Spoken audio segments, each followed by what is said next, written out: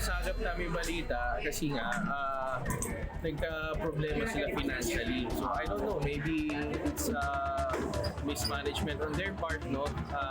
We cannot say for certain, pero ang certain is nagka-problema sila sa mga tao nila. Even I am also doubtful. Kasi nung first, talagang marami pong nagtatrabaho. But as time progress, no, pakonti ng pakonti. So doon na rin po nagkakaproblema.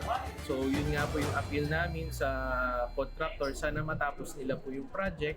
Kasi po marami na pong tao ang naghihintay dyan.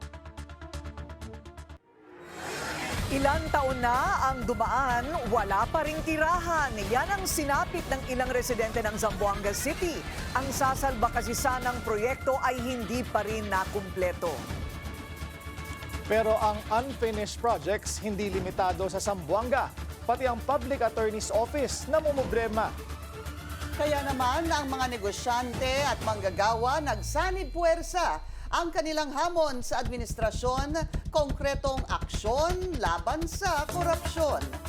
Magandang gabi, ako po si Pinky Webb. Ako naman si Willard Cheng. At ako si Corina Sanchez Rojas sa mga kaibigan nating Ilocano na imbag na Rabii. Simulan na natin ang agenda. Exclusive, halos 200 bahay para sa mga nasunugan sa Zamboanga City noon pang 2018. Hindi pa rin tapos. Wag daw puro press conference. Dating Ombudsman Samuel Martires may buwelta kay Ombudsman Boying Remulla. Former House Speaker Martin Romualdez pinadadalo na ni Senate President Pro Tempore Panfilo Lacson sa Senate hearing sa flood control scandal. Resigned Congressman Saldico binalaan din. Drug war ng Administrasyong Duterte planong imbestigahan ulit ng Ombudsman Malacanang dumistansya. No data breach, GCash, tiniyak na safe ang account ng milyon-milyong users. At world-class music meets world-class fashion, silipin ang pangmalakasang collab ni na Francis Libiran, Sara Geronimo, Gudicelli at SB19.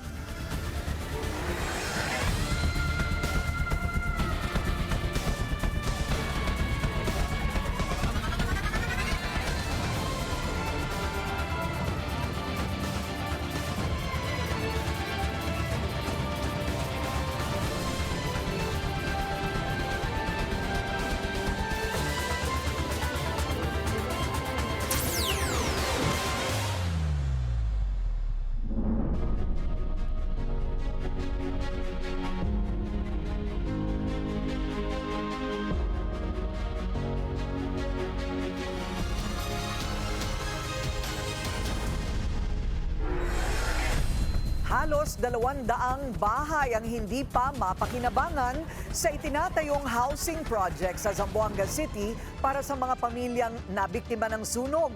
Hindi pa kasi tapos ang mga housing unit. Higit 4 na taon nung magsimula ang proyekto. Narito ang exclusive agenda report ni RJ Rosalado. Hile-hilerang mga bahay na hindi pa natapos ang makikita sa Barangay Labuan, Zamboanga City. Wala pang bubong, bintana, pintuan at halos structural frame pa lang ang natatapos sa halos 200 mga bahay sa housing project na ito. Sa loob, hindi pa rin tapos ang electrical at plumbing works. Ito ang Sea Breeze Housing Project ng National Housing Authority na bahagi ng Calamity Housing Assistance Program at nagsimula noong 2021. 428 housing units ang target na itatayo rito para sa mga pamilya na nasunugan noong July 2018. Pero hanggang ngayon, nasa 233 pa lang na mga bahay ang natatapos o 54% ng target number. Humigit 2 taon ng delay ang housing project na ito dito sa Barangay Labuan at daang-daang mga bahay pa ang hindi natatapos. Kaya naman ang iba ay halos matakpan na ng mga damo. Ayon kay Labuan Barangay Chairperson Ron Carlo Maravilla, nagkaroon ng problemang pinansyal ang kontraktor ng proyekto. kaya hindi ito natapos sa itinakdang oras. Hindi namin nakausap talaga yung yung contractor po, no. Ang nasagap namin balita kasi nga nagka-problema sila financially. So I don't know, maybe it's mismanagement on their part, no. We cannot say for certain, pero ang certain is nagka-problema sila sa mga tao nila. Target ng kontraktor na matapos ang halos 200 natitirang mga bahay bago matapos ang taong ito. Pero duda dito ang opisyal ng barangay. Usad pagong kasi ang trabaho at mabibilang lang din ang mga nagtatrabaho sa proyekto. If that is what they are showing right now, no, even I am also doubtful. Kasi nung first, talagang marami pong nagtatrabaho. But as time progress, no, pakonti ng pakonti, so doon na rin po nagkakaproblema. So yun nga po yung appeal namin sa contractor, sana matapos nila po yung project. Kasi po marami na pong tao ang naghihintay dyan. Magkahalong saya at lungkot naman ang naramdaman ng ilang housing beneficiary na nauna nang nakalipat sa bagong gawang bahay. Tumutulo kasi ang karamihan sa mga housing units kapag malakas ang ulan. Problema rin ang supply ng kuryente at tubig sa housing project. Pero sa pag-inom, medyo nahihirapan kami, sir. Kasi hindi Kasi nag-deliver pa ng tubig, naghihintay kami. itong dito, hindi yan mainom. Hindi, sir, maalat yan, sir. Ang iba naman, pinoproblema ang baha na pumapasok sa kanilang mga bahay. Hanggang saan yung tubig? Doon pa galing, nakasok dito. Hanggang dyan lang, oh. Pati dyan na marami lang yung tubig kasi galing sa taas. Sinubukan ng Billionaire News Channel na kunin ang panig ng National Housing Authority patungkol sa atrasadong housing project na ito, pero hindi sila sumasagot sa mga tawag at mensahe. Para sa Agenda, RJ Rosalado, Billionaire News Channel, Zamboanga City. Sanib puwersa ang mga negosyante at mga manggagawa para humingi sa gobyerno ng konkretong aksyon laban sa korupsyon na nakalkal sa pagputok ng flood control scandal. Giit nila kapwa sila apektado rito. Yan ang agenda report ni Paulo Barcelon. Nagkakaisa ngayon ang ilan sa pinakamalalaking grupo ng mga negosyante at manggagawa sa bansa para udyukan si Pangulong Bongbong Marcos na magsagawa ng mas mahigpit na hakbang kontra korupsyon. Sa isang 2 pahinang pahayag na ipinalabas nitong linggo, nagbuklod ang Philippine Chamber of Commerce and Industry, Philippine Exporters Confederation at Employers Confederation of the Philippines, kasama ang Federation of Free Workers, Sentro Nagkaisa Labor Union at Trade Union Congress of the Philippines para himukin ng pamahalaan na mas pabilisin ang pakikipaglaban sa katiwalian, kabilang sa kanilang mga hinihiling regular na dialogo sa pamahalaan, lagyan ng contempt powers ang ICI, isang special division sa Sandigan Bayan para sa mga kaso ng infrastructure corruption, mas mabilis na pagbawi ng ill-gotten wealth at mas malaking partisipasyon ng civil society sa paggawa ng budget ng gobyerno. Ayon kay TUCP spokesperson Carlos Oñate, mga manggagawa ang lugi sa tuwing nasisira ang mga flood control project dahil hirap na ngang pumasok sa trabaho ang ilan, ang buwis na buwanang binabayaran na pupunta lamang sa katiwalian. Ang manggagawa, sila ang pinakabiktima dito sa corruption na ito, dito sa mga ghost flood control projects na ito. Kasi kami yung nasasadlak sa baha, no, papasok, pauwi. Yung iba to the point na dahil binaha na yung kanilang bahay ay kinakailangan nila, no, hindi makapasok. Yung iba nawawalan pa, no, ng mga kamag-anak dahil sa baha, no, nabubuwis yung buhay. Dagdag ni Oñate, kung ang mga negosyante ay naaapektuhan ng kawalan ng mga namumuhunan, dagok din sa labor force ang mga nato-turn off na investor dahil ibig sabihin nito, maaring mabawasan ang mga nagbubukas na trabaho. So every time bumabagsak yung ating investment inflow o yung attractiveness for investment, that means to us hundreds of thousands of jobs which should have been given dun sa millions of unemployed. Ayon naman kay PhilExport President Sergio Ortiz Luis, paraan daw ito para udyukan ng gobyerno na kumilos na bago tuluyang magkagulo. We have a common stand. Ayaw namin ang magulo. Ayaw namin kasi magkagulo na yung some people will take it on their hands to do extra constitutional method to be able to get this. Yun ang ayaw iiwasan namin. So binamadali namin ang presidente para maiwasan ito. At gusto namin talaga masolve itong problema at meron mga tinutukoy sila na dapat managot na kung bakit di pa nananagot hanggang ngayon.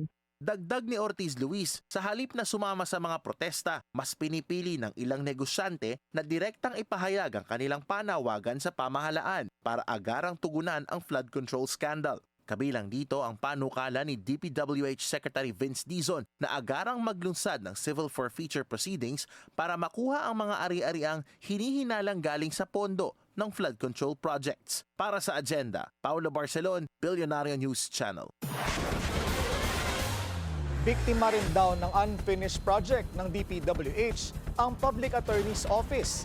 Ayon yan kay PAO Chief Persida Acosta na nakikiusap ngayon kay Senate Finance Committee Chair Win Gatchalian na pondohan na ang pagtatapos ng kanilang gusali. Finishing na lang anya ang kulang kasama ang pagbibintana nito. Last year ngayon tong 380 million. Ngayon 2026. Okay. Pwede po sigurong ipabalik nyo, sir, para mayari na mag-inauguration na tayo. At saka nakadetail ho ibang pao natin kay Sir Rex sa DSWD. First day niya, nasa akin na ho siya, humingi na siya ng mga pao lawyers doon. Thank you. Nag-duty ho doon para sa mga bawsi cases, support. Sa Bausi cases. Opo, kasi kulang na abogado sa DSWD. Correct. 2019 pa raw nagsimula at dapat 2-year project lang ito. Pero nawala raw ang budget sa Phase 5 dahil sa flood control issues at problema sa subcontractor. Sa ngayon, hindi pa inookupa ng mga abogado ng PAO ang nasabing 10-story building na may helipad sakaling kailanganin ng Pangulo. Sagot ni Gatchalian, pagtutulungan nila ito ng DPWH para matapos. Magtrabaho at wag puro press conference. Yan naman ang banat ni dating Ombudsman Samuel Martires matapos umano siyang ilagay sa spotlight ni bagong Ombudsman Boying Remulla sa pagbaligtad niya sa dismissal order laban kay Senator Joel Villanueva. Kumbinsido siyang paraan lang ito para matakpan ang mga mahalagang mga kaso. Narito ang agenda report ni Joash Malimban. But I would advise Ombudsman Remulla, if you are listening, you work. Stop conducting press conferences almost every day because you will never know what is really happening in the office of the Ombudsman. Diversionary tactic lang ang umano'y secret decision sa reversal ng dismissal order kay Senator Joel Villanueva. Yan daw ang nakikitang motibo ni former Ombudsman Samuel Martires sa mga pahayag ni Ombudsman Boying Remulla. Matatandaan kasing tila na kuryente si Ombudsman Remulla noong nakaraang linggo matapos niyang sabihin na susulat siya kay Senate President Tito Soto kaugnay ng 2016 dismissal order ni former Ombudsman Conchita Carpio Morales laban kay Villanueva. Bago madawit ngayon sa flood control scandal, una nang nasangkot ang senador sa PDAF o pork barrel scam. Sa kaparehong araw ng naging pronouncement ni Remulla, binawi niya rin agad ito matapos ang ilang oras. Natuklasan daw kasi ng kanyang opisina na 2019 pala binaligtad ang dismissal order ni Villanueva matapos aprubahan ni Martires ang isang resolusyon na pumapabor sa motion for reconsideration ng senador. Sa kabila ng malaking pangalan ni Villanueva, hindi ito lumabas sa media o sa publiko. Kaya ani Remulla, tila isang secret ruling ang nangyaring reversal. Sa programang The Spokes ng Billionario News Channel, inamin ni Martires na siya mismo ang tumanggi na i-publish ang naturang desisyon. Paliwanag ni Martires, ayaw niyang mapolitika ang naging resolusyon ng Office of the Ombudsman. If I publish it, if I talk about it, sasabihin ng tao, kinakatigan ko si Joel Villanueva. Okay? Kinakampihan ko si Joel Villanueva. At the time I signed, I approved that resolution, granting the motion for reconsideration, hindi ko kilala si Joel Villanueva. The first time I met him was in the Senate during the budget hearing. I don't know Joel Villanueva. Kaya lang, pag binigyan ng kulay, di ba? In masisemo ngayon, yung secret decision, binigyan ng kulay eh. Tila ginagamit lang din daw ang issue ng reversal para mailihis ang mga dapat pag-usapang issue. But haven't you noticed that I am now the flavor of the month? And the flavor of the month before was flood control projects, ghost projects. Nakalimutan na natin yon. The flavor of the month was the trillion peso march. Nakalimutan na ng tao. Sa kaparehong programa, sinabi naman ni Nooy Senate President Franklin Drilon na hindi na nila iniakyat sa Senado ang kaso ni Villanueva dahil kung pagbabasihan daw ang saligang batas, walang jurisdiksyon ng ombudsman sa mga miyembro ng Kongreso. Pero paglilinaw niya, klaro na hindi inaktuhan ng Senado ang dismissal order mula sa ombudsman. The issue has not been brought to the Senate on the merits as to whether or not there is a basis for the malfeasance charge of Villanueva. Dagdag ni Drilon, posibleng magsagawa ng sariling litigation ang Senado sa mga miyembro nito. Ibig sabihin, kahit na walang jurisdiction ng dismissal order ng ombudsman sa Kongreso, nasa kamay ng mismong legislative body ang paglitis at paghatol kung dapat bang tanggalin sa pwesto ang isang miyembro ng kanilang kapulungan. Para sa Agenda, Joash Malimban, Billionaire News Channel. Hugas kamay ang Malacanang sa planong re-investigation ng ombudsman sa war on drugs ng nakaraang administrasyon. Pero kung mangailangan daw ang opisina ng tulong, hindi nila ito ipagdadamot. Yan ang agenda report ni Elijah Bonzo. Hindi po saklaw ng Pangulo ang anumang aksyon na gagawin po ng Ombudsman. Yan ang iginiit ng Malacanang sa panukala ng Ombudsman na balikan ang drug war cases sa ilalim ng administrasyon ni dating Pangulo Rodrigo Duterte. Ani Palace Press Officer Claire Castro, isang independent body ang opisina ng Ombudsman. Kaya hindi na ito kailangang mag-ulat o isangkot ang opisina ng Pangulo sa anumang hakbanging nais tahakin ito. Pero pagdating sa proseso ng pag-review ng mga kaso, Kung ano po ang kakailanganing tulong ng Ombudsman sa mga law enforcement agencies to get the, let's say, data or facts or reports, yun naman po ay ipagkakaloob. Sa patuloy na paggulong ng kaso ni Duterte sa International Criminal Court, nagbigay ng pahayag ang palasyo sa paggamit ng kampo ng dating Pangulo sa naging pahayag dati ni PBBM na hindi ito makikipagtulungan sa ICC.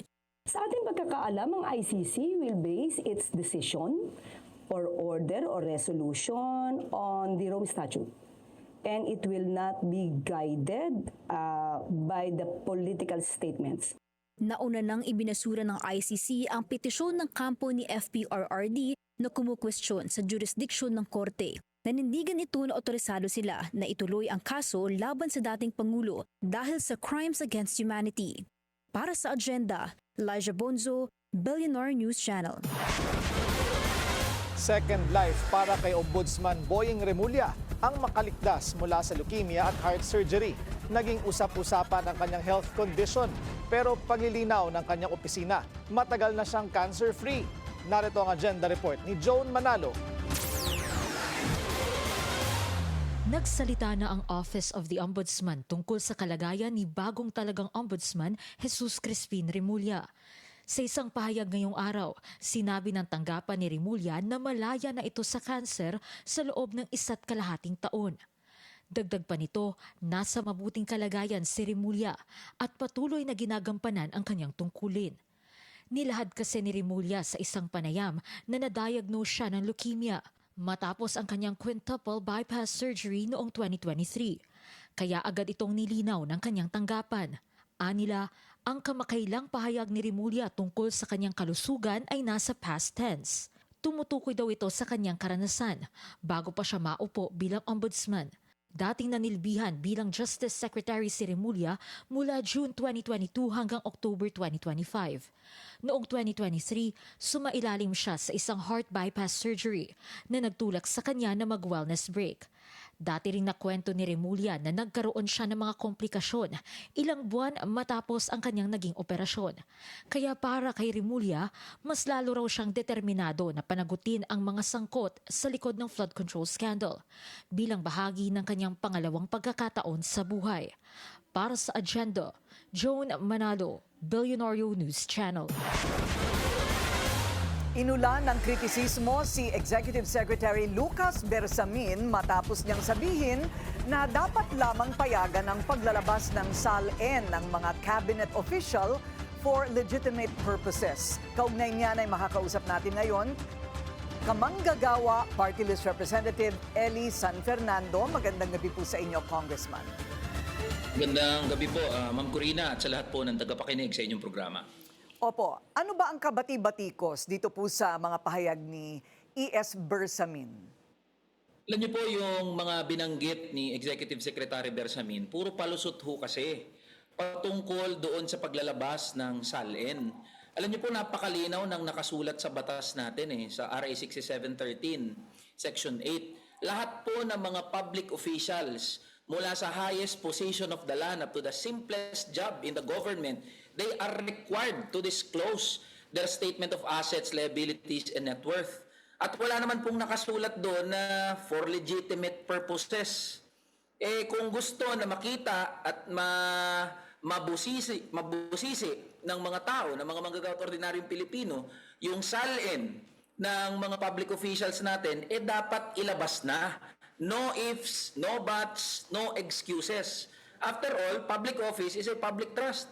Hindi naman po yan pribadong posisyon na nagme-merit ng privacy. When public officials entered public service, yung buhay, yung personal na buhay ay isinantabi. So, nakabukas ngayon, nakabuyang-nyang sa mamamayan yung buhay ng mga public officials. Mula po sa congressman, senador, hanggang sa presidente ng Pilipinas. So, ito sabi ni E.S. Bersamin, puro palusot lang po yan. Dapat ilabas ng SALN. No ifs, no buts, walang conditionalities. Pero sino po ang magdedesisyon yan?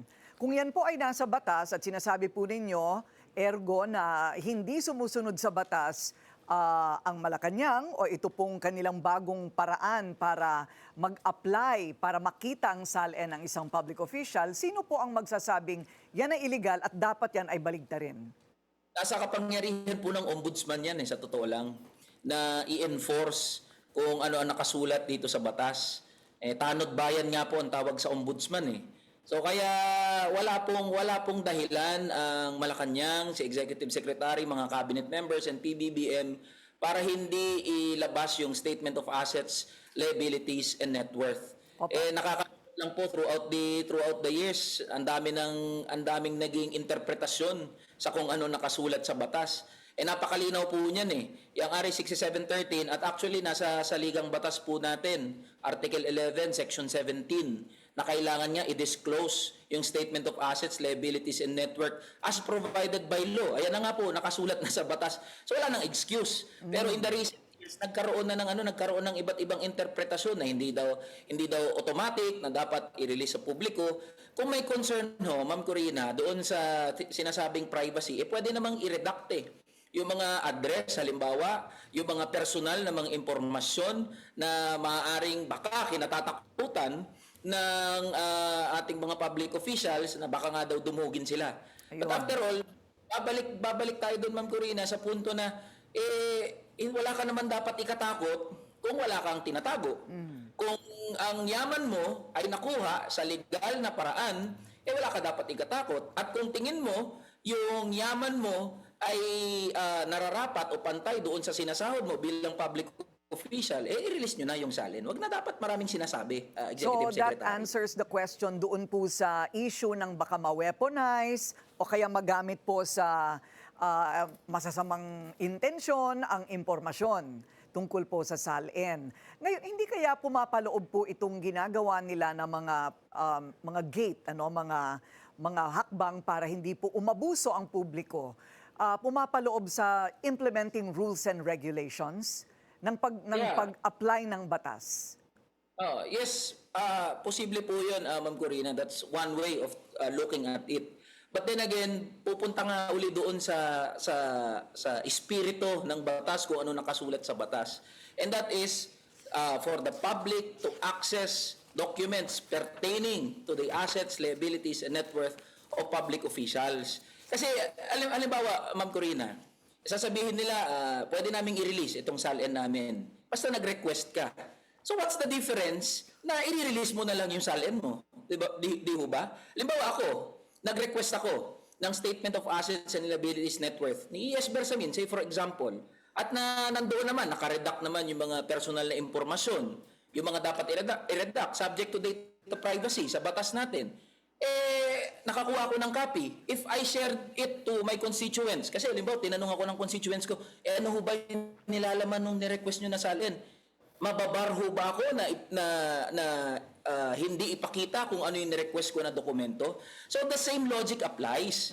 So ano pa ba, bakit naglalagay ng napakarami na mga balakid o mga harang? Yun nga, sinabi nyo na ho, para agad na ma-access ng publiko itong statement of assets, liabilities, and net worth. Kayo po ba'y naglabas na po ba kayo ng sarili nyong SALN? Yes, Ma'am Corina, naglabas po ako. Isa po ako sa mga nauna na naglabas ng SALN. And yan po, bilang pagpapatunay doon sa advocacy natin. Kasi sinasabi, di ba, transparency. Kaakibat po ng transparency, willing ka na mausisa ng taong bayan kung ano nakasulat doon sa SALN. And I am more than willing na maimbestigahan, mausisa, malaman ng mga tao, paano mo ba yan nakuha yung assets mo, Representative Ellie? Paano ka ba na nag-come up sa ganyan na net worth? So ganun din naman po yung esensya. Kasi nung ginawa po itong sa RA 6713 at yung particular na provision sa pagdi-disclose ng assets ng mga public officials, ang goal po nito ay para ma-preempt, mapigilan yung korupsyon. Kasi nga, dahil usisa yan ng taong bayan, yung mga yaman mo, edi mapipigilan ka ngayon na gumawa ng kalokohan. Okay. So yun lang naman esensya at spirito ng batas eh. Opo.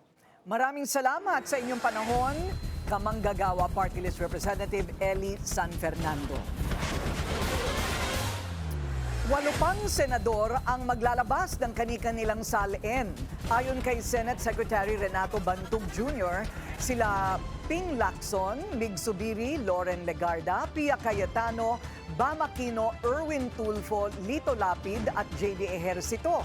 Nauna nang naglabas ng Wealth Declaration sina Senators Kiko Pangilinan, Win Gatchalian, Robin Padilla at Senate President Tito Soto. Isinapubliko rin ni Senador Raffy Tulfo at ng kanyang asawa na si ACT-CIS Party List Representative Jocelyn Tulfo ang kanilang joint SALN. Ang kanilang net worth, higit 1 bilyong piso.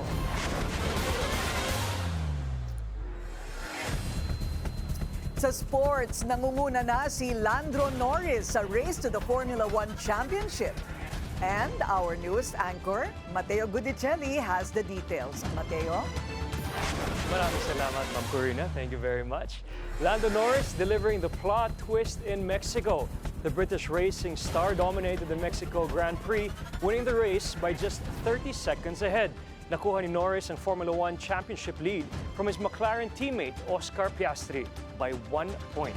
Piastri finished 5th, while Red Bull's Max Verstappen and Mercedes driver George Russell rounded out the podium finish. Nasa 4th place naman si Oliver Burnman, setting a new personal best.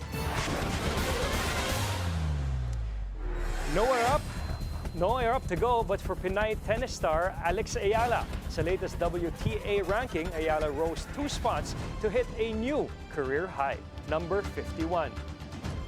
This comes ahead of her singles campaign sa Hong Kong Open sa China. In the opening round on Tuesday, Ayala will face world number 79 Katie Boulter of Great Britain. Boulter owns 3 WTA titles and reached a career high of number 23 last year. GCash tinitiyak na safe and secure ang accounts ng kanilang customers. Susunod yan sa agenda.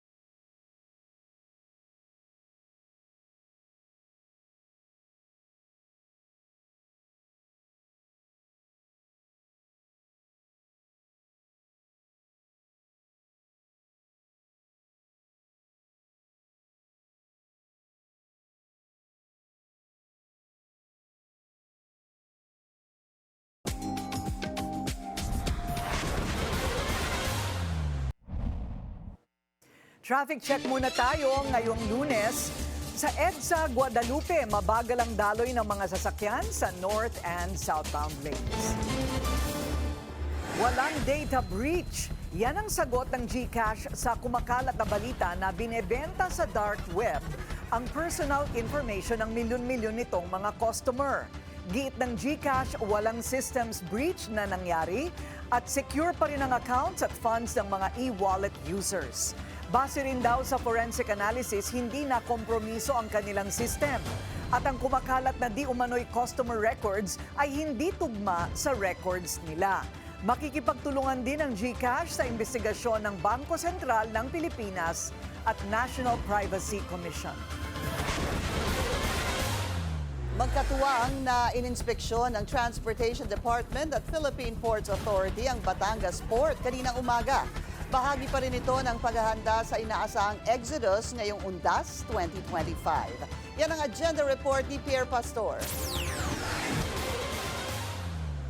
Tinatayang 2.2 milyong pasahero ang dadaan sa mga pantalan sa buong bansa ngayong darating na Undas. At ito ang pinaghahandaan ng Department of Transportation at Philippine Ports Authority. Base sa Proclamation No. 727 ni Pangulong Bongbong Marcos, ang October 31 ay karagdagang special non-working day. Dahil sa mas mahabang bakasyon, inaasahan na mas maraming bibiyahe. Kaya naman nag-inspeksyon na si DOTR Acting Secretary Giovanni Lopez at PPA General Manager Jay Santiago sa pinakamalaking passenger terminal sa bansa, ang Batangas Port, kaninang umaga. Sisiguraduhin po ng DOTR kasama mga PPA, mga attached agencies na hindi lang ligtas ang biyahe ng ating mga kababayan pero dapat comfortable and convenient also. Siniguro ni Lopez na malinis ang mga kainan, maging ang mga comfort room at ang mga help desk ay gumagana. Napakaganda po nung terminal. Napakalamig ng aircon. Nagpapasalamat po kami sa ATI, sa PPA at I think the passengers would be comfortable, no? At meron tayong mga charging station, yung mga dapat na standards sa pamantayan ng ating mga terminal. Umakyat din si Lopez at Santiago sa isang ro-ro boat at natuwa naman sila sa nakitang kaayusan dito. Pero muling ipinaaalala sa Maritime Industry Authority na maging strikto sa pagmamonitor sa vessels at ship owners para masigurong walang overloading na mangyayari na nagiging sanhi ng disgrasya sa dagat. Para sa seguridad ng mga daungan at mga pasahero, in close coordination ang DOTR at PPA sa Philippine Coast Guard at PNP Maritime Group. Naka-heightened alert na rin po ang ating Coast Guard. Sabi nga po ni Commodore Tovilla, dadami po ang mga K9 natin, no? At yan po ay meron din kaming coordination with the local government police, with DILG. Kasi we have to make sure, again, dalawang bagay lang po yung kaligtasan po ng ating mga kababayan and their convenience. At yan, sinabi ko din namin po sa Coast Guard na wala muna mag-leave. Lahat kami dapat ay dito sa panahon ng Undas at kahit naman holiday season, dapat lahat kami nakadeploy. Hindi lang po sa pantalan, pati sa ating mga paliparan, ganun din po sa ating mga expressways. Sinisiguro ng mga otoridad na walang pagtataas ng pamasahe at terminal fee bago magtapos ang taong 2025. Hinihikayat ng PPA ang mga pasahero na magsumbong sa help desk kung tumaas ang pamasahe ng barkong kanilang sasakyan dahil hindi ito otorisado. Para sa agenda, Pierre Pastor, Billionaire News Channel. Ilang araw bago ang Undas, nagsimula ng bumisita ang ilang pamilya sa mga sementeryo. Paraan daw ito para hindi maipit sa inaasahang dami ng bibisita. Yan ang agenda report ni Joan Manalo. Bilang paghahanda sa nalalapit na Undas, abala na ang mga sementeryo para sa pagdagsa ng mga bibisita sa mga yumaong mahal sa buhay. Sa Forest Lake Memorial Park sa Binyan, Laguna, makikita na ang mga dumadalaw na pamilya. Meron na ring mga naglilinis at nagsiset up ng mga tent. May moderno at kakaibang pakulurin ang Memorial Park na anilay to bridge generations even through death. Ito ang tinatawag nilang chronicle o mga QR code na nakaimprenta sa mga lapida. At kapag iniskan ito, makikita ang personal details ng yumaong mahal sa buhay. Anything from songs to movies to the Facebook profile of the departed loved one, achievements, awards, anything of note that they would like to put there, pwede siya. So, ang cute dyan, minsan, kunyari, apo ka sa tuhod, tapos, hindi mo na nakilala, makikita mo, ay, pareho pala kami ng favorite food ni Lolo. Uy, pareho pala kami ng, favorite song. Bukod dito, buhay na rin ang Undasko celebration na combination ng Undas at Pasko. Layo na mapadama sa bawat pamilya na kasama pa rin nila sa alaala ang mga namayapang mahal sa buhay ngayong Christmas season. Christmas is always, spend with family. It's always about family. October and November, we thought was the best opportunity for us to spend Christmas with our loved ones, especially during Undas. Year 2 na ng Undasko. May light dance exhibition, musical serenade, children's party, at remembrance walls mula October 31 hanggang November 2. Sa Manila North Cemetery naman, ang pinakamalaking sementeryo sa buong Kamaynilaan, humabol ang mga tao sa huling araw ng paglilinis ng mga puntod. Dapat nga ako may dala kami sakit na hindi ginawa namin. Nilakad na lang namin pupunta dyan kasi nasanay naman kami. Ang ilan, may dala na ring mga kandila at bulaklak. Simula October 28 ay ipagbabawal na rin ng Manila North Cemetery ang pagdadala ng mga matatalim na bagay at mga pintura, pati ang pagpasok ng mga sasakyan sa sementeryo. Bukod sa drone monitoring, fully covered na ng CCTV ang 54 hectares na sementeryo.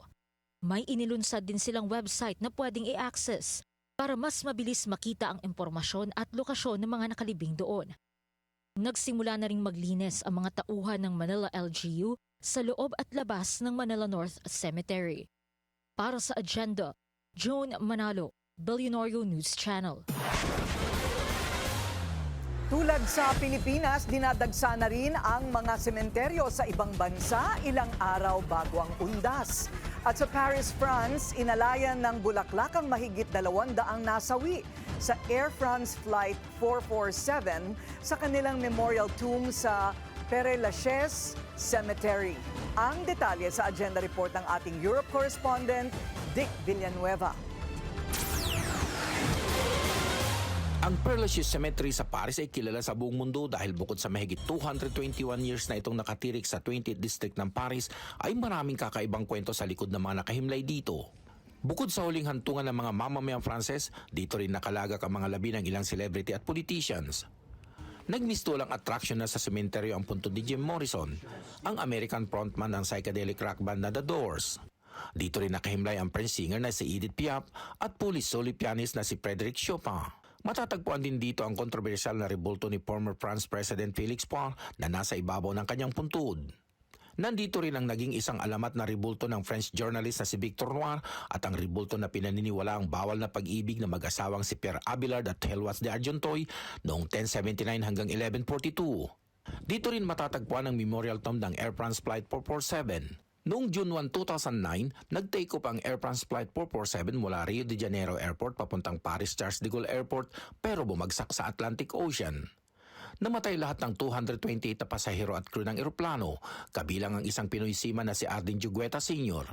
Ayon sa naulilang asawa ni Jugueta Sr., wala pa ring linaw ang investigasyon 16 na taon man ang nakalipas. Kwento pa ni Miguela, taon-taon silang dumadalaw sa Memorial Tomb pero nahinto ito. Actually, since nang magkaroon ng incident, yearly nandun ako with my kids.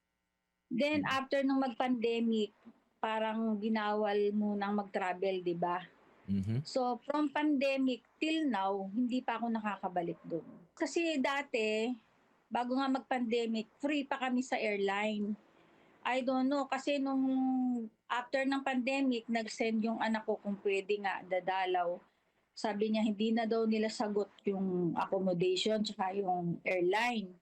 Medyo malaking gastos. Pero sabi ko nga, kahit ako na lang, di baling shoulder ko dahil gusto ko rin namang mapuntahan. Pero babalak ako this year, by next year, although pang 17th year niya, balak kong pumunta kahit ako lang mag-isa. Dinadalaw din ng miyembro ng Knights at Ladies of Rizal France ang Memorial Tomb upang alayan ng bulaklak ang tapat na nakaukit ng pangalan ni Arding Jugueta Sr. Nagtirik din sila ng bandila ng Pilipinas bilang pagkilala sa kanya na isang OFW na bagong bayani. Pasasalamat kasi bilang Pilipino, di ba? Andun yung ano nila na alliance siya. Although kami malayo dahil dito sa Pilipinas. Prayers ang ano ko at nagpapasalamat ako sa kanila. Ilang taon man ang lumipas, buhay ang alaala ng mabait at responsabling si Arden para kila Miguela. Kahit daw wala silang puntod na napagtitirikan ng kandila tuwing undas, tuloy naman daw ang alay nilang dasal at pagmamahal para sa kanya. Para sa Agenda, Dick Villanueva, Billionaire News Channel, Paris, France. French authorities have detained 2 suspects sa Brazen Louvre Museum heist in Paris, France. Ayon sa Paris prosecutors, one of them was arrested at Charles de Gaulle Airport as he was about to leave the country. No details yet on the other suspects except that he is also in his 30s. 8 pieces ng crown jewels ang ninakaw last October 19 after 4 thieves broke into the world's most visited museum using a crane. The stolen items are worth an estimated of $102 million. Still in France, kinonfirm na nina Katy Perry and former Canadian Prime Minister Justin Trudeau ang kanilang relationship. The pair attended a cabaret show at Crazy Horse to celebrate Perry's 41st birthday.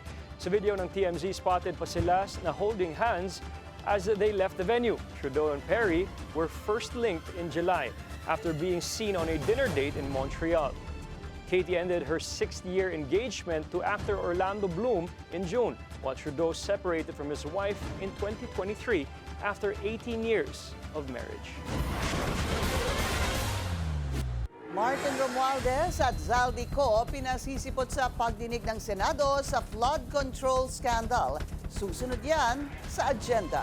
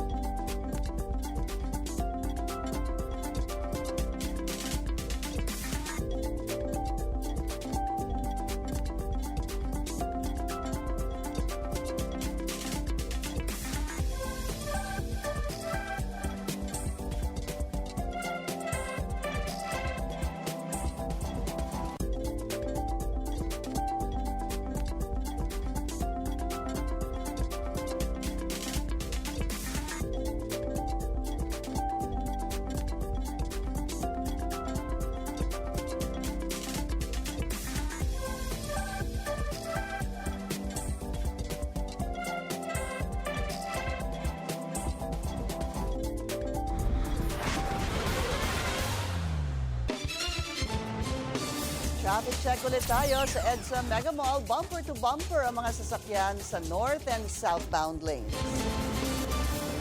Nasa Malaysia man para sa 47th ASEAN Summit, di napigilang mag-react ng Malacanang sa tirada ni Congressman Pulong Duterte laban kay AFP Chief of Staff General Romeo Bronner Jr. Ang komento ng palasyo sa agenda report ni Lyja Bonzo live mula sa Kuala Lumpur, Malaysia. Lyja, ano ang naging reaksyon dito ng palasyo? Pinky, sinagot ng palasyo ang naging komento ni Congressman Pulong Duterte na anyay trigger happy si AFP Chief of Staff General Romeo Bronner nang mabanggit nito ang kakayahang umabot sa China ng Typhoon missile system na mula sa US.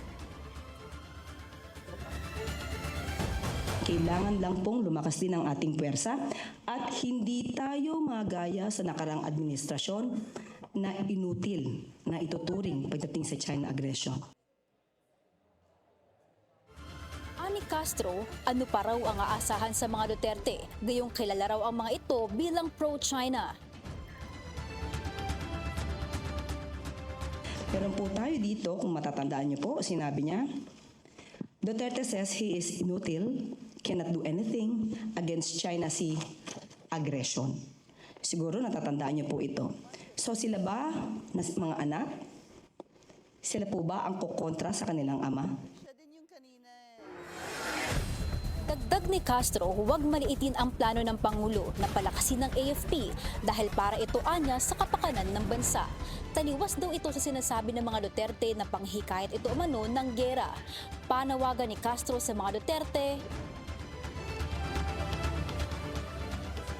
sana madinig din natin sa kanila. Pagka merong nadidisgrasya o nasasangkot sa pagwawater cannon ng bansang China, sana ay maingay din sila. Madinig din natin kung ano ang kanilang mga saloobin sa mga nangyayari sa ating mga mangingisda at sa mga nararamdaman at sinasapit ng ating mga miyembro sa Philippine Coast Guard. pangalawang araw ng 47 ASEAN Summit, wala pang ibinigay na pahayag ang palasyo sa naging pag-uusap ng ASEAN at Pilipinas patungkol sa West Philippine Sea. Pero sa intervention ng Pangulo sa ASEAN-US Summit, binuksan ito ang usapin sa issue. Ibinahagi ng Pangulo ang pagpapatuloy ng agresyon na nararanasan ng mga Pilipino na nagko-compromise anya sa seguridad ng Philippine vessels and aircraft. Patuloy rin daw ang attempt sa pag-iit ng so-called nature reserve status ng Bajo de Masinloc na malinaw na lumalabag sa kasarinlan at jurisdiction ng bansa na matagal nang ginagarantiya ng domestic and international laws at ng 2016 Arbitral Award. Pinky, bagaman mas gusto ng palasyo na manggaling sa National Defense at DFA ang mga pag-uusap patungkol sa West Philippine Sea dito sa 47 ASEAN Summit, napakapiwan ng Pangulo sa isang foreign interview ang pagpapatuloy ng intensyon niya na ma-expedite ang finalization ng Code of Conduct para sa South China Sea. Magiging legal force kasi ito para maiwasan ang armed conflict or armed confrontation at pagpapanatili ng stability sa saklaw nitong teritoryo. At kung maaalala rin natin, during the 46 ASEAN Summit nitong May, nagpahayag si dating DFA Secretary at ngayon Permanent Representative of the Philippines to the United Nations, Enrique Manalo, na target ng Pilipinas na makompleto ang COC sa 2026 kung kailan ang chairmanship ng ASEAN ay nasa Pilipinas. Pinky. Maraming salamat, Lyja Bonzo. Nag-uulat ang live mula sa Kuala Lumpur, Malaysia. Isa lang ang mensahe ni Senate President Pro Tempore Panfilo Lacson kay Leyte Representative Martin Romualdez at dating Congressman Saldico. Kung walang tinatago, humarap sa pagdinig ng voluntaryo at sa kanyang inaasahang comeback sa Blue Ribbon Committee. Di lang flood control scandal ang kanyang sisilipin. Narito ang agenda report ni Hannah T. Inuudyok na si former House Speaker Martin Romualdez na voluntaryong lumitaw sa Senate Blue Ribbon Committee hearings.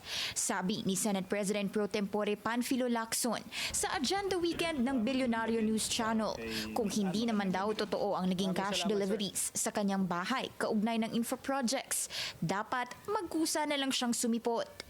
Kung solid naman ang kanyang depensa sa parte na yon, sa aspeto na yon, na yung pagdi-deliver na di umano ay hindi pwedeng mangyari o imposible mangyari kasi under construction yung bahay.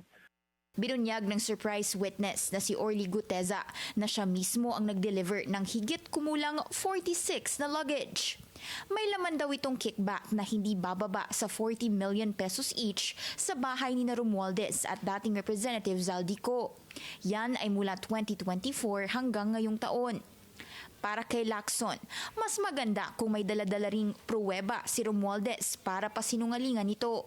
Kung meron na itabing logbook, nakatabing logbook do sa house under construction, mas magandang dalhin niya para mapatotohanan niya na walang dumating doon ng mga sasakyan. Hindi pa raw sila nagkakausap ni Romualdez at humihingi na rin siya ng tulong kay Senate President Tito Soto para makipag-ugnayan sa dating House Speaker. Nangyari na rin ito nung si Lacson pa ang chairman ng Senate Committee on Public Order and Dangerous Drugs nang madawit ang pangalan ni nooy Representative Ching Veloso sa illegal drug trade sa panahon ng Duterte administration. Doon, nabigyan ng pagkakataon si Veloso makapagsalita. Sinusubukan pa naming makakuha ng pahayag mula kay Romualdez. Sa ngayon, wala pa siyang sagot sa amin. Pagdating kay Ko, hindi pa raw alam ni Lacson kung nasan siya, pero lumalakas na ang panawagang i-cancel ang kanyang passport. Wala pang jurisdiction ng korte tungkol dito, pero may legal opinion na pwedeng maghain ng petisyon para sa kanyang passport cancellation. Halimbawa, DPWH or Ombudsman or DOJ ay magpadala ng request or petition sa korte para mag-issue ng order na i-cancela yung kanyang passport bilang pangunang hakbang. Sakaling hindi pa rin sumipot si Ko sa mga susunod na Blue Ribbon hearing, pwede siyang makontempt at tuluyang hainan ng arrest warrant. Pagpapaliwanagin din ni Lacson si Guteza tungkol sa credibility niya bilang witness. Lalo na't natuklasan ng Manila RTC na hindi umano real signature ng isang notary lawyer ang nasa salaysay niya.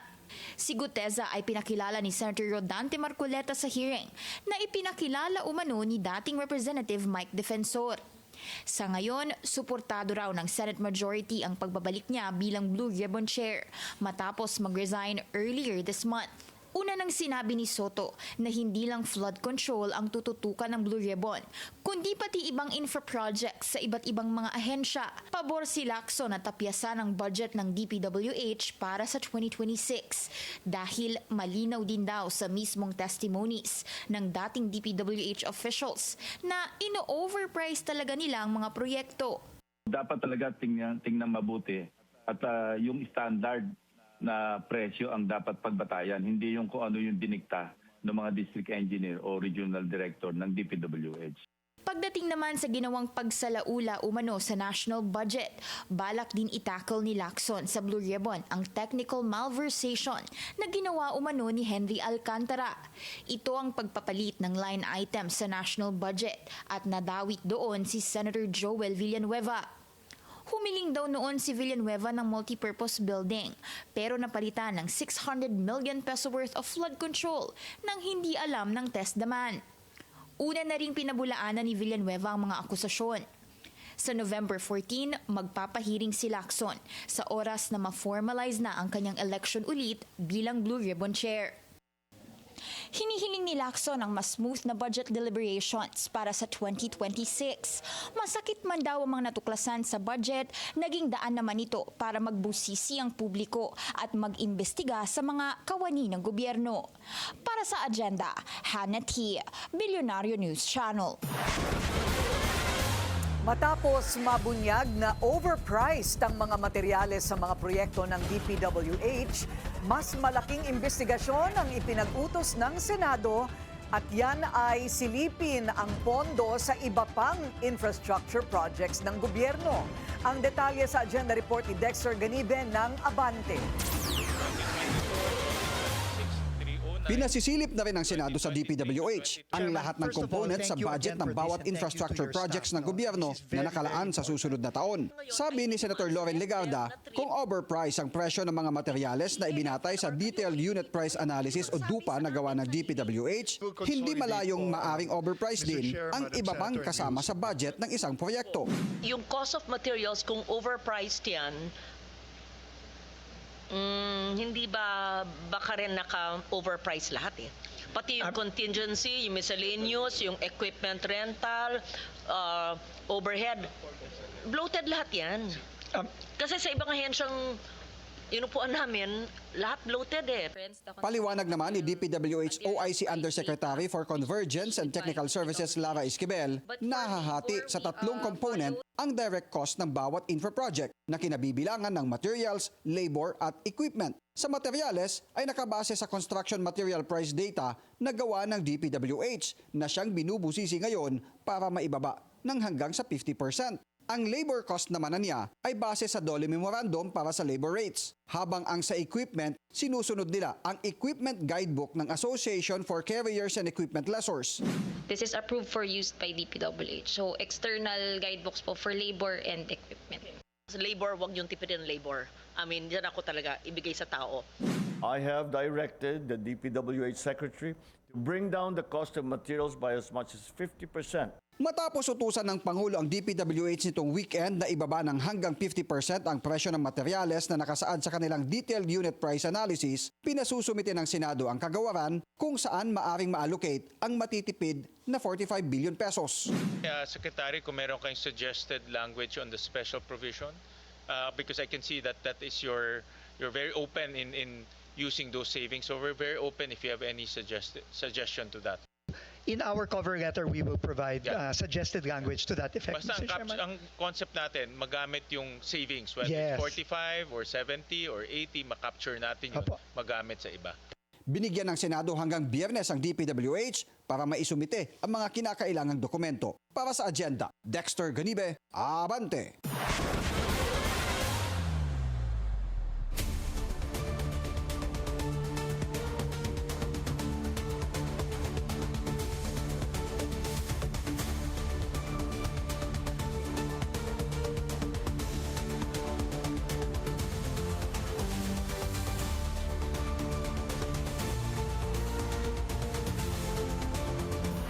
Bad news para sa ating mga motorista. Epektibo na bukas, October 28, ang malaking dagdag singil sa produktong petrolyo.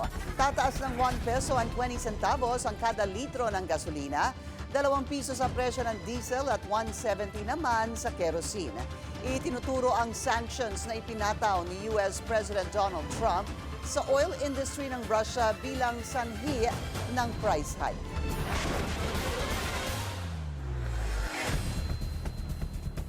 A proud moment for Filipino golf community as Miguel Tabuena wins his first Asian Tour tournament of 2025. Sa kakatapos lang ng International Series Philippines, ang kanyang full swing performance sa Agenda Report ni Sheila Salaysay.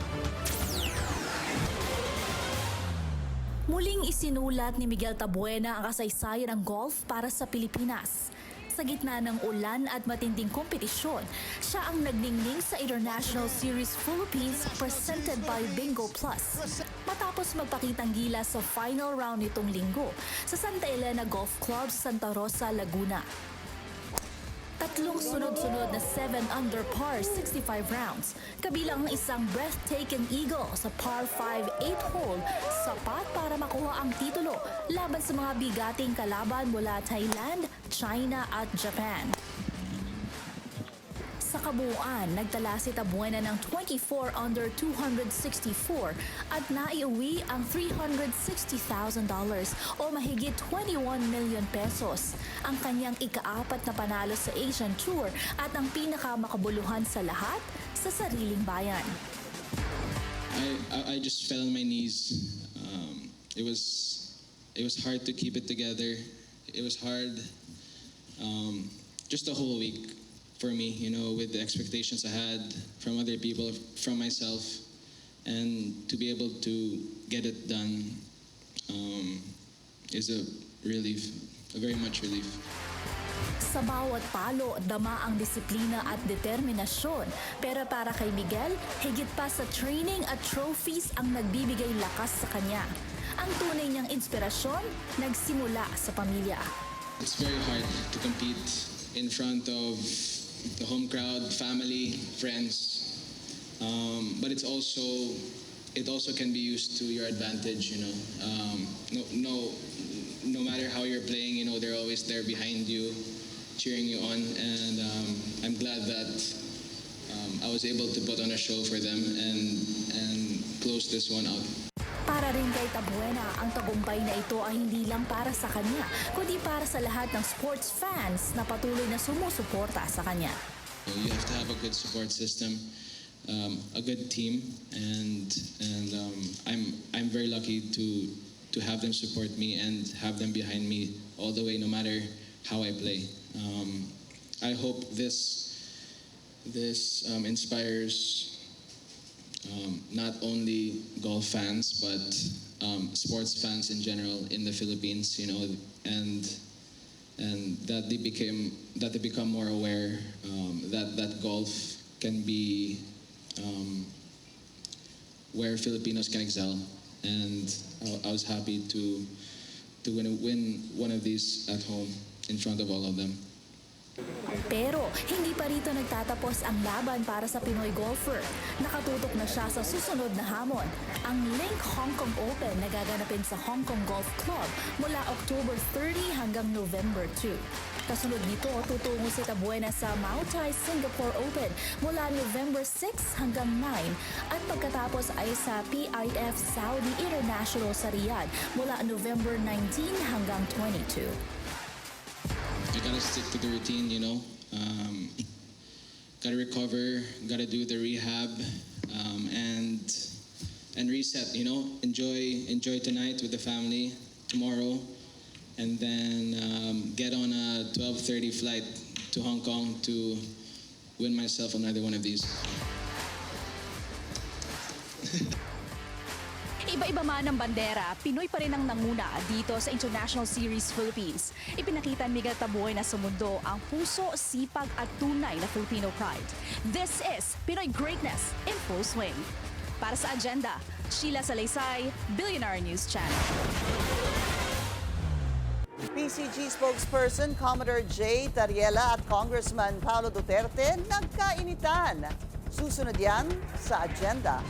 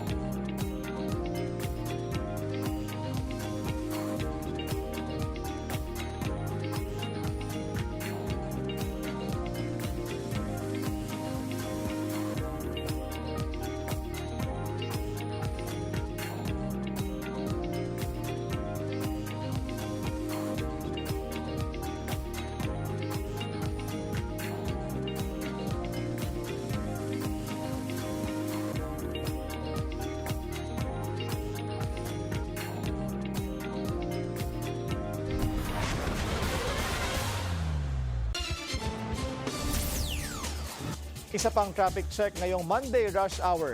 Sa EDSA White Plains, moderate ang daloy ng mga sasakyan sa north and southbound lanes.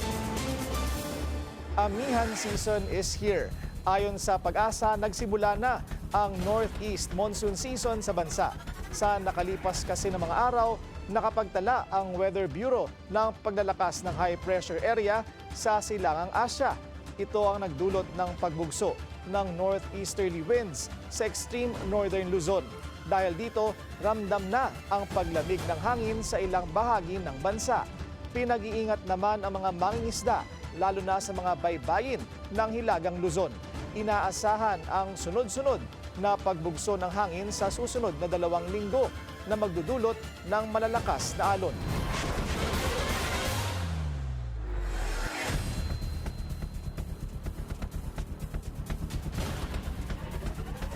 Imbis na kumita, nalulugi raw ang GSIS dahil sa ilang pinasok nitong bad investment. Dapat daw itong imbestigahan ng Kamara ayon sa Makabayan Block. Narito ang agenda report ni Mavic Trinidad ng Abante. Nais ng Makabayan Block na imbestigahan ang umano'y bad investment na pinasok ng mga opisyal ng Government Service Insurance System o GSIS. Ito'y matapos ihain ng grupo ang House Resolution No. 415 na humihiling sa liderato ng Kamara na pagpaliwanagin ng GSIS Board of Trustees dahil sa bad investment na humantong sa pagkalugi raw ng ahensya ng 8.8 billion pesos. Ayon kay ACT Teachers Party List Representative Antonio Tino, na pangunahing may akda ng resolusyon, nakababahala ang desisyon ng GSIS Board of Trustees sa mga ipinapasok na investment dahil sa halip na kumita ay humantong sa pagkalugi. Ayon kay Tinio, nasa balag ng alanganin ng sitwasyon at kapakanan ng tinatayang 2.6 milyon na mga government workers dahil hindi naiingatan ng tama ang stability at integrity ng pondo na ipinagkatiwala ng mga miyembro ng GSIS. Nais din ng Makabayan Bloc na ipalawanag ng pamunuan ng GSIS ang naluging 1 billion pesos na itinaya ng ahensya sa online gambling at hindi pagbibigay ng cash dividend sa mga miyembro mula pa noong 2019. Nananawagan tayo ng investigasyon dahil yan ang pangunahing trabaho ng GSIS, pangalagaan at palaguin ang pondo para sa kanyang mga miyembro. Noong July 11, 2025, pinatawan ng Office of the Ombudsman ng 6 na buwang pagkakasuspindi si GSIS President Jose Arnulfo Veloso kasama ang mga Executive Vice Presidents ng ahensya na sina Michael Praxedes, Jason Teng, Aaron Samuel Chan at Mary Abigail Francisco dahil sa kasong grave misconduct, gross neglect of duty at violation of reasonable office rules and regulations kaugnay ng pagkalugi ng ahensya dahil sa mga ipinasok na bad investment. Para sa agenda, Mavic Trinidad, Abante. Isang showdown sa pagitan ng Chihuahua at Bulldog. Maanghang na salita ang pinakawalan ni Davao City Representative Paulo Duterte at Coast Guard spokesperson for the West Philippine Sea spokesperson Jay Tariela. Laban sa isa't isa. Saan na ba nag-ugat ang kanilang word war? Alamin sa agenda report ni Andrea Salve. Si AFP Chief General Romeo Browner Jr. ang kinumpronta pero ang Chihuahua raw ang sumagot. Ito ang bagong buwelta ni Davao City 1st District Representative Paulo Pulong Duterte laban kay PCG spokesperson for the West Philippine Sea, Commodore Jay Tariela. Matapos ang kanilang naunang sagutan sa Facebook nitong linggo na nag-ugat sa pahayag ni Browner tungkol sa US Typhoon missile system. Sa panibagong post sa Facebook, sinabi ni Duterte na dapat itigil ni Tariela ang paggamit sa PCG para sa kanyang personal na ambisyon. Isa raw kasing discharged PMA cadet ang tagapagsalita na ngayon ay sumusubok na umangat sa pwesto sa pamamagitan ng pagiging sipsip at pag-atake sa mga kalaban ng administrasyon. Kung nais daw ni Tariela na respetuhin, kailangan niya itong pagsikapan. Hindi raw ito nadadaan sa pagtahol, brown-nosing at pagdamay sa PCG sa kanyang insecurity. Hindi naman daw kasi tungkol sa China o sa kahit anong bansa ang kanyang naging pahayag kahapon. Nanggagaling daw ito sa kanyang pagmamalasakit sa mga Pilipino. Bagay anyang nabigo ang pamahalaan na ipagtanggol locally at internationally. Ang mga pahayag daw na nang uudyok imbis na umiwas sa anumang military confrontation ay hindi magandang ideya lalo na kung hindi ito kakayanin ng isang bansa.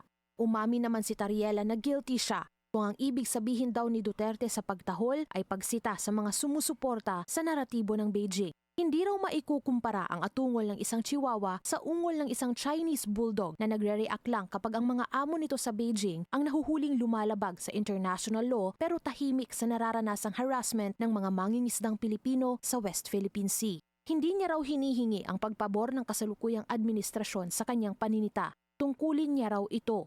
Hindi raw issue rito ang kanyang kredibilidad kundi ang kay Duterte. Alam daw kasi ng buong bansa kung paano nito nakamit ang respeto at dangal. Hindi raw pamemersonal ang dapat na ginagamit na argumento kung tunay na interes ng bansa ang pag-uusapan. Dahil kung puro ad hominem attacks lang, sino raw ba talaga ang nagsisilbi sa totoong bully? Para sa agenda, Andrea Salve, Billionaire News Channel. BTS-RM set to make history sa Apex CEO Summit. Siya ang magiging first K-pop artist to deliver a keynote address sa prestigious event. He is scheduled to speak on October 29 on the theme Cultural and Creative Industries in the APEC region and the soft power of K-culture. Kinilala siya ng APEC as a creative powerhouse and avid art enthusiast. Renowned for crafting profound lyrics, APEC also recognizes, quote, flexible and philosophical approach to music, and ability to push creative boundaries with cutting-edge collaborations. ang pangmalakasang collab ni Francis Libiran, Sara Geronimo Guidicelli at SB19. Susunod sa agenda.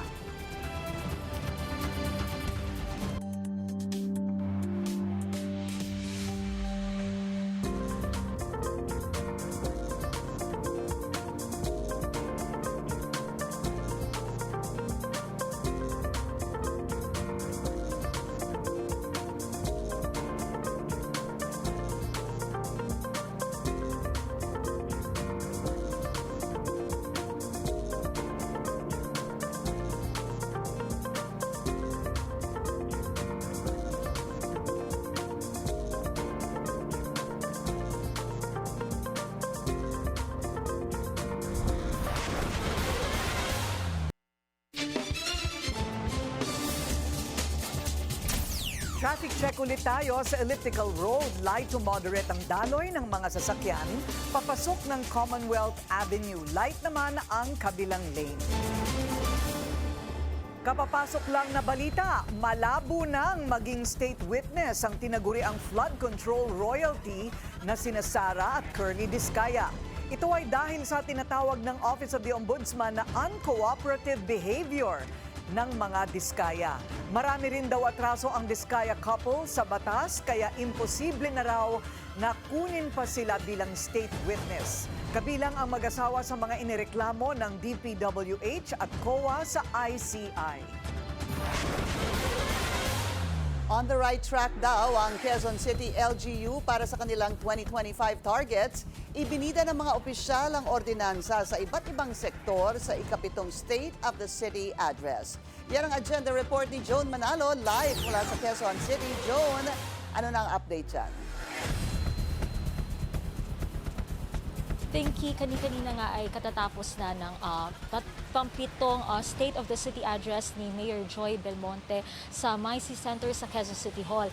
At ang isa sa kanyang highlights ng kanyang talumpati ay ang mahigit 1,000 ordinansa na nakatuon sa social services ng lungsod. Nakapagtala ng 1,497 approved measures ang Quezon City Council na piniresenta rin ni Presiding Officer Vice Mayor Gian Soto sa naging 22nd session din ng Quezon City Council, kung kaya't naabot daw ng QCLGU ang kanilang 2025 targets.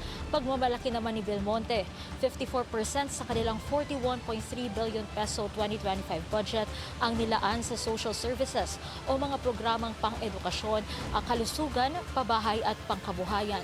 Kaya looking forward siya na mas mapakinabangan pa ang 43.3 billion peso proposed 2026 budget ng lungsod. On my 7th State of the City Address, I can confidently say, ang QC tunay ng may pagmamalaki.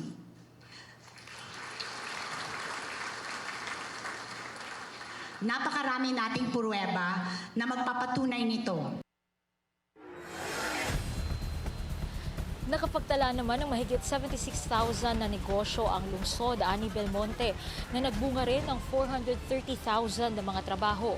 Nasa 1.3 billion pesos naman ang investment nito sa mga MSME na may mahigit 125,000 na beneficiaries. Sa usapin naman ng edukasyon, ibinahagi ni Belmonte na over 50,000 students na ang natulungan ng kanilang QC Scholarship Program at 92% dito ay galing daw sa low-income families at marginalized sectors. Kaya tataasan daw nila to 80,000 ang kanilang target scholars by 2028. Ibinahagi rin ng Mayora ang tagumpay ng lungsod sa sektor naman ng kalusugan na may 5.2 billion peso budget.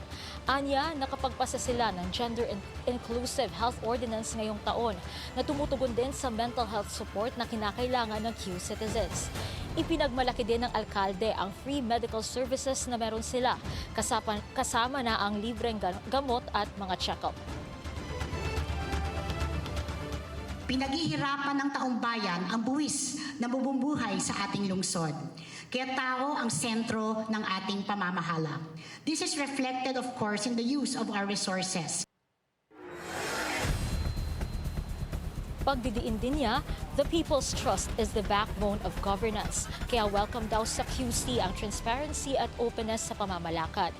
Nagsimula ang 7th State of the City address ni Mayor Joy kanina mga bandang 3:30 ng hapon at nagtapos naman ito mga bandang alas 5 ng hapon.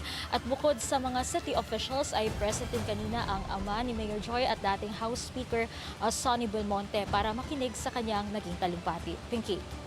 Maraming salamat sa iyo, Joan Manalo. Nag-uulat ang live mula sa Quezon City. May isang senador na tila nanganganib umano ang pwesto. Sa isang pagdinig ngayong araw, inihayag ng Senate Electoral Tribunal na may isang senador ang nahaharap sa quo warranto petition dahil sa citizenship issue. Ang quo warranto petition ay isang legal action para questionin ang authority ng nasabing mambabatas to hold public office.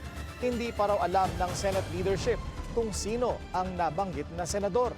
Pero nitong midterm elections, humarap sa disqualification complaint si Senator Erwin Tulfo dahil sa parehong issue.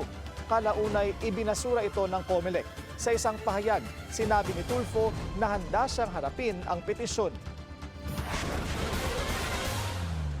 A mega collaboration at the Smart Araneta Coliseum as SB19 and Francis Libiran join forces to celebrate a milestone together in their respective industries. Ang naging special pa sa gabing ito when another world-class talent took the stage. It's a night where music meets fashion and Filipino excellence takes the spotlight this evening. We're here at the Smart Araneta Coliseum. 2 milestones come together for one unforgettable evening. A sold-out show called Fast Zone. A groundbreaking joint venture between SB19 and world-renowned designer Francis Libiran. And behind me is the world-class stage, of course directed by Direk Paolo Valenciano. All right, we're here with a world-class director, Paolo Valenciano. Direk Pao, what's your inspiration for tonight's show? Si Direk Ari Lozado was the creative director. It was a good collaboration between the team of Francis Libiran and 1Z.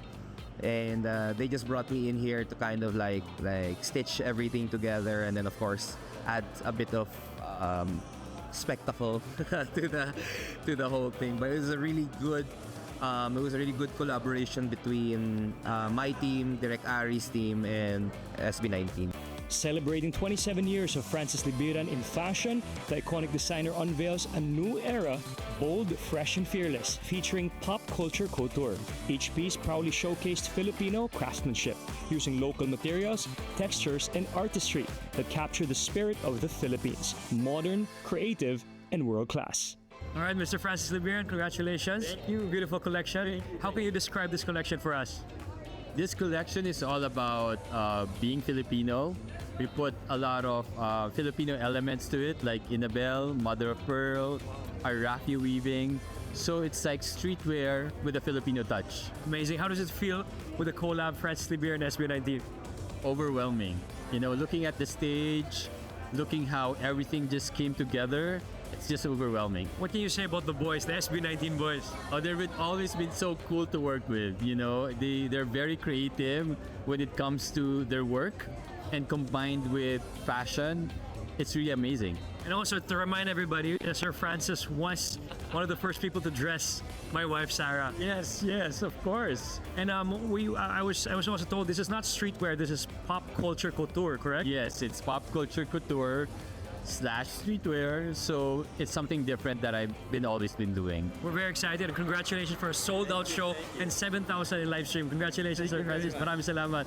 Kasabay nito ang SB19, marking their 7th anniversary.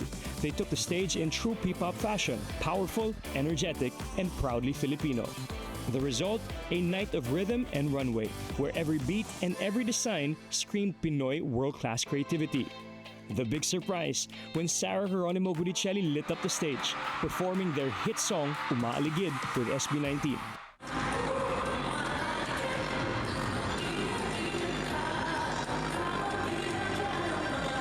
Powerful, elegant, and timeless, the pop star royalty, uniting generations through music, passion, and artistry. Congratulations, guys. We're here with SB19. They rocked the show tonight. Fast Zone. Of course, with the wife, Sarah, right there. Woo! So, how did it feel tonight? Super saya po. Kasi bukod sa successful show, nakasama ulit namin si Ate Sarah. Grabe, minsan lang to guys. Kaya buti pinagbigyan kami ni Ate Sara. Kaya Ate Sara, thank you. How did it feel to do a show with Francis Libiran? It's very nakakapanibago. It's our first time na pag-combinein yung fashion show tsaka yung concert. So ang daming changes and we're from tour. Sobrang ang daming in-adjust na choreographies, yung blockings, pero sobrang sa feeling na successfully namin natapos yung show. Parang oh my God, finally. It's parang Congratulations guys. Ikaw naman, Leah. Alright, SB19 baby, let's go! 27 years of fashion, 7 years of music, and one unforgettable evening, the Fast Zone, where Sarah Geronimo Guricelli, SB19, and of course, Francis Libiran proved that Filipino talent is always in style. For Billionaire News Channel, this has been Mateo Guricelli celebrating Filipino creativity, fierce, global, and unstoppable. We're celebrating you joining us. Thank you very much. I'm so nervous. Is there shout-outs here? Sarah's watching right now. Shout out to ano nga ba yung such a big dance? fan of yours. Hello. Ano nga ba yung kanyang, bakit ba hindi, si Mateo ang nandito, si Sarah na naman ang pag-usapan natin. Talaga naman. I love watching. Ay, takusa. Okay. I'm sure, diretso uwi siya, Sarah. Dapat. So, you're a natural. Oh, thank you, ma'am. Thank you. I'm diba? so nervous. My hands are so cold. At saka panay sabi ko sa kanya, tigilan na ang ma'am, hindi uso dito yun. Kasi nakaka-tita feels. Thank you, Corina. Yes, thank you. Ma'am, madam. Lalong hindi. Okay, welcome to the Mateo. zoo. Thank you very much. Thank you very much. Actually, ako lang hindi masaya dito eh. Bakit? Kasi dalawa na kaming pogi. Sa Ay, agenda. dati ikaw lang, ano? Dati ako lang. Medyo may baon ka na naman. Pasensya na, hindi ako naka-black today. It's okay, it's okay. Didn't get the memo. Ay, maganda yun kasi ikaw ang taya sa susunod na lahat. Yung hindi kasi sumusunod ng lilibre. Nanlilibre. Sige po. Ayoko matinik yan si Mateo. Matinik. Sa kusina. The Johnny. Come to my restaurant, the Johnny na labang. We'll go. We'll have a Masarap doon, masarap Ay, doon. pala eh, meron ng destinasyon. Okay, very good. May Okay na timer. tayo. 59 days again. Welcome, Mateo. Thank you very 59 days to go before Christmas. Yan po ang ating agenda ngayong gabi. Ako po si Pinky Webb. Ako naman si Willard Check. Ako naman po si Mateo Guricelli. At ako si Corina Sanchez Rojas. Sa bawat issue may anggulo. At ang balita may agenda.